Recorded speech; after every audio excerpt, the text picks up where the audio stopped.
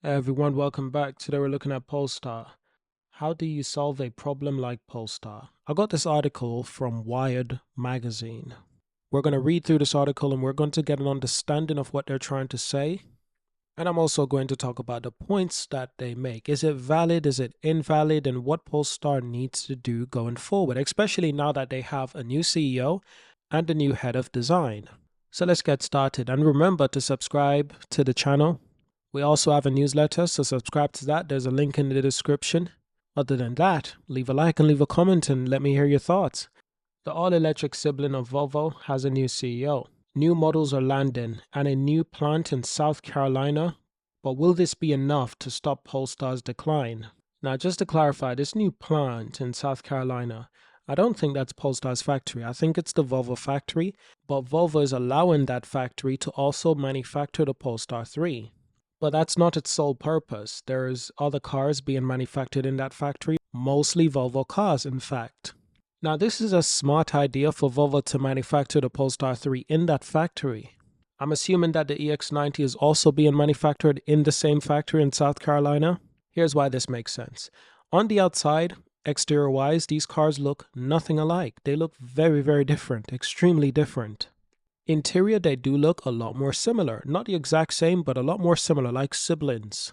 Underneath, the platform, it's similar. The same platform. In fact, the cars are using the same platform. Car platforms are a big thing in the automotive industry. And in the EV world, this is even more an important factor to take in. So given that the build processes of both cars are probably very similar, it makes sense to build both cars in the same factory. In fact, this is quite genius by Volvo and Polestar. Why not put it under one roof, one umbrella? Different cars, same factory, same platform.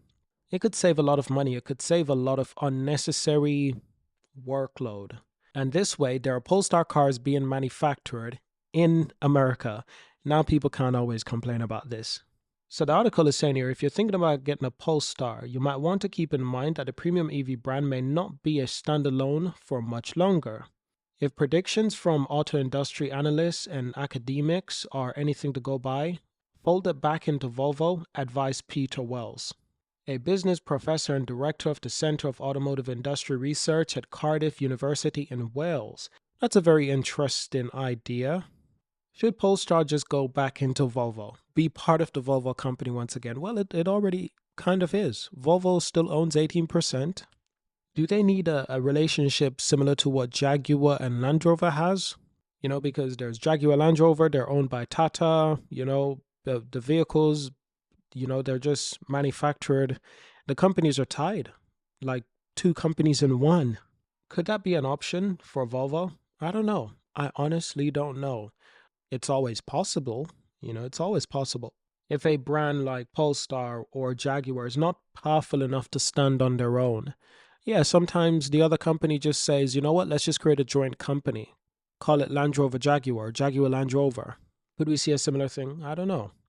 So Polestar started life in 2005 as the brand's name for Volvo Tuning, gasoline-powered Swedish motor car team.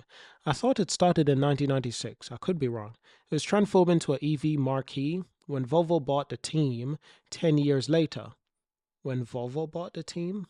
Again, I don't know if all of this is correct. So Polestar has operated independent since 2017. Both still have production facility next to each other in Sweden.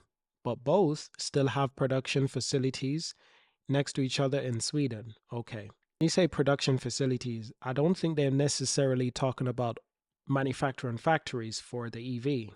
Perhaps there are facilities where they build the motors, where they build the interior, the car chassis. I don't know. Perhaps that's what they mean. It also explained that Geely bought the company since 2010. Earlier this year, Volvo decreased its stake in Polestar to 18% and cut funding via an outstanding convertible loan. Polestar still owes the motor ship $1 billion. Okay. A lot of this we already know, of course, but I want to get to the point where they talk about fixing the company and the brand.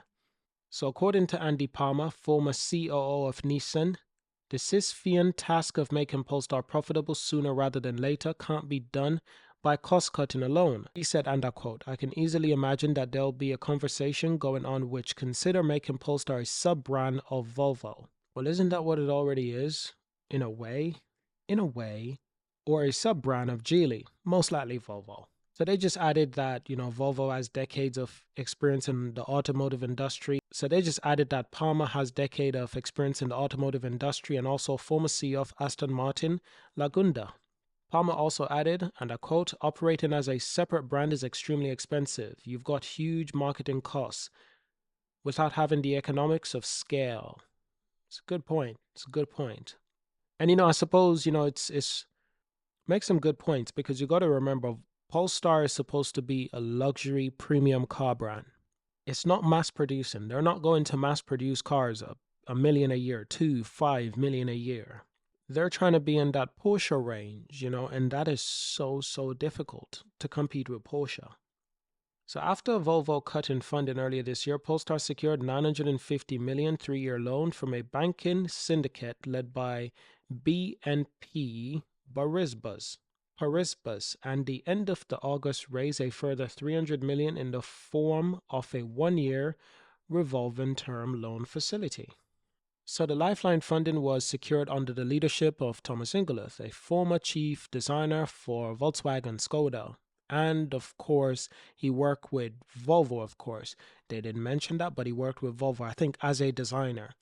And then they made him CEO of the new company, Polestar. Now, following losses deepened to $1.46 billion and slowing EV demand, Inguluth resigned from Polestar on August 27th. Although his LinkedIn page continues to state he's still the Polestar CEO, his contract runs until October the 1st. We're still in September, so technically he's still CEO. What can we say? Inguluth being replaced by Michael Lohscheller, an automotive industry veteran who previously helmed at Stellantis' own car maker Opel. He's worked for a few different companies, of course, but we still want to get to the part of how do we fix the Polestar problem? It is such a difficult problem to solve because, like the former Aston Martin CEO was saying, you get none of the benefits of the ability to scale, but also the added cost of promoting these cars. It's a completely separate brand from Volvo and Geely. It does Polestar do get help from those companies, but it's still separate. So everything Polestar is doing, they kind of have to come up with a way to do that on their own or to ask mommy and daddy for some funds. They talk about with the sales on the Polestar 3 and Polestar 4, great feedback from customer. The share went up above $1. Completely undervalued company, in the wildest way.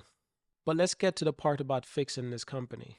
By the way, something else that was also mentioned, and Polestar, which stated it sold 170 cars. So that's a tough task in today's slowing EV market. In 2023, Polestar missed its sale targets of 60,000, lowered from 80,000 earlier in 2023, delivered 54,600 vehicles, and the vast majority which have been the aging. So, they're just going into more detail on the losses the companies have incurred. We know they've incurred lots of losses. It's building an electric vehicle. It's one of the most capital intensive business. You're going to incur a lot of loss, especially per vehicle. When you can manufacture vehicles a bit more sustainable, like what Tesla's managed to do, but Tesla struggled with this for a long time before they became profitable. And people used to say Tesla was the dumbest idea. Just shut the company down. It was a waste of money, waste of point. This Logine design-led CEO and installing 2 number focus executive is a obvious move, says Palmer, now the chair of PodPoint, a UK provider of EV charging. I like PodPoint actually. Very undervalued company. I used to own some shares, not anymore because I found something better to put my money in. But I still like PodPoint. Didn't know he was the head of PodPoint or the chair of PodPoint. Notwithstanding the new hire, Polestar could be on borrowed time as a standalone, says Palmer. I think we're going to see a lot of car companies fail, especially those operating in the premium space. I don't see Polestar failing, not really. They're going to struggle a lot, but I don't see the company failing.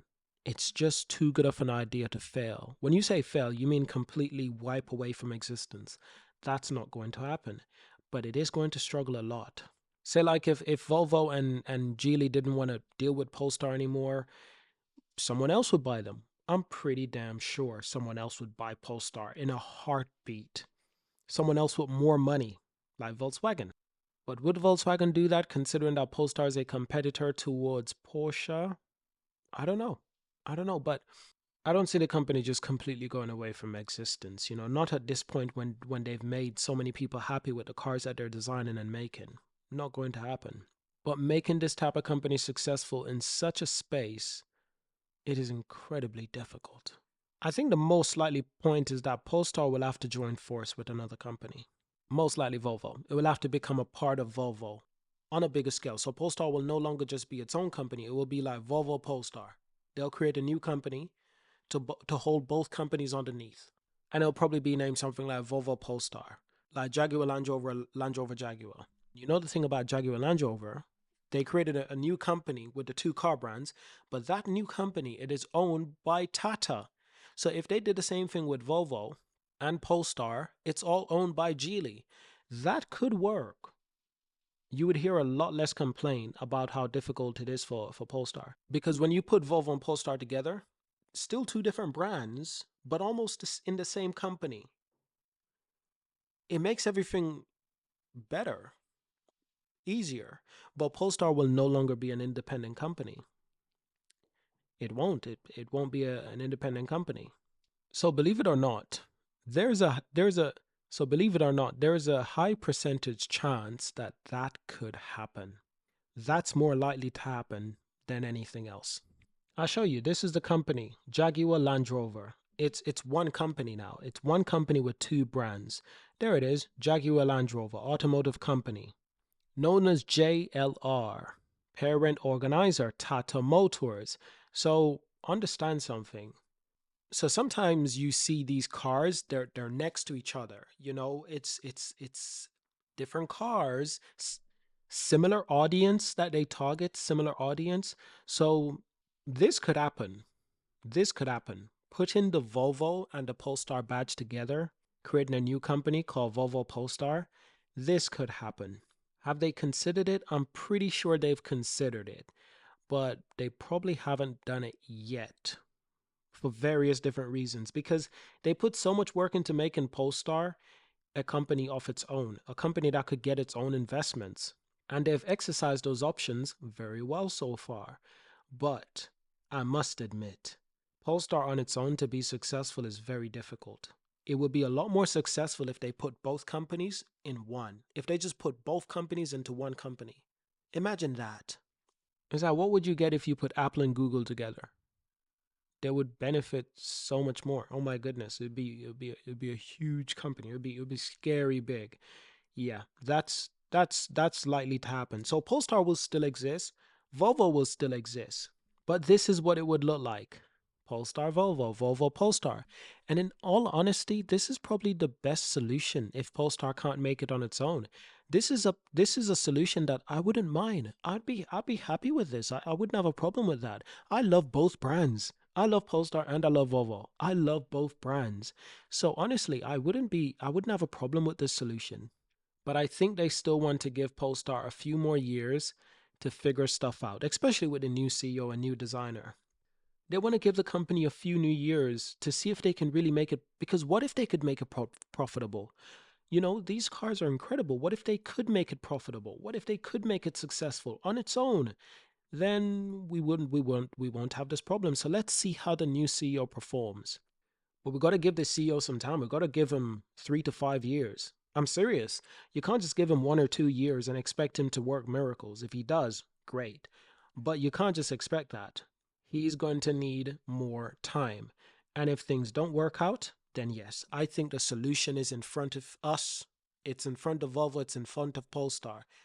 They'll become one company if Polestar can't do it on its own. And that's okay. That's honestly okay. You know what? If Porsche started struggling to sell cars, you know what would happen? And I don't think this will happen. I don't think Porsche will struggle to sell car. But let's imagine if it did. The parent company, well, it gets complicated. But the parent company, Volkswagen, would just put Porsche and Audi together into one company. They'd create a new company called Audi Porsche or Porsche Audi. Still make different cars, but all under one roof, all under one company. So when they filed the reports of how many cars did we deliver, it's everything in together. Imagine if Polestar cars and Volvo cars was the information, the deliveries were all in one document. So no longer do you have a separate report for each company. No, it's all under one company now. Got to remember, Polestar is still an independent company, majority owned by Geely and Volvo, yes, but still an independent company. So that's not going to happen. But if they created a new entity, a new brand, in fact, this sounds like Bugatti Rimac. That's what Rimac did with Bugatti. They created a new company. They call it Bugatti Rimac. 45% is owned by Porsche, and 55% is owned by the Rimac Group. Still two separate car companies, but they put them together and created a new company. Call it Bugatti Rimac. Bugatti is still its own brand. Rimac is still its own brand, but you put it all together. And now they share technology, but the cars still look very different. And now we're getting the Bugatti Tourbillon, which is incredible, using that technology that has been developed for years in the Rimac vehicles. So you see how collaboratively it can be beneficial sometimes. So honestly, don't worry too much. I'm not too worried about Polestar or Volvo. Volvo is doing terrific in terms of deliveries. Volvo is killing it in terms of deliveries. I'm not even joking. Like it is actually quite scary how well they're doing in terms of deliveries. It's remarkable. So that's how many cars they delivered last year, over 700,000. Now you put Polestar in that, so you create a Volvo company and a Polestar company. They would easily deliver 1 million+ cars a year. In fact, they could really target Audi now. Seriously, think about it. So let's look at Audi delivery, which is incredible. It's like 1.9 million vehicles in 2023. Yeah, crazy numbers. Now, if you put Polestar and Volvo in the same company, created a new company, call it Volvo Polestar, they could compete with Audi and Porsche at the same time. It's not a bad idea, is it? It's not a bad idea. Listen, thank you for watching. I don't know if you stayed until the end. It's a long video, but thank you for watching. Subscribe, and I'll see you in the next video. Peace.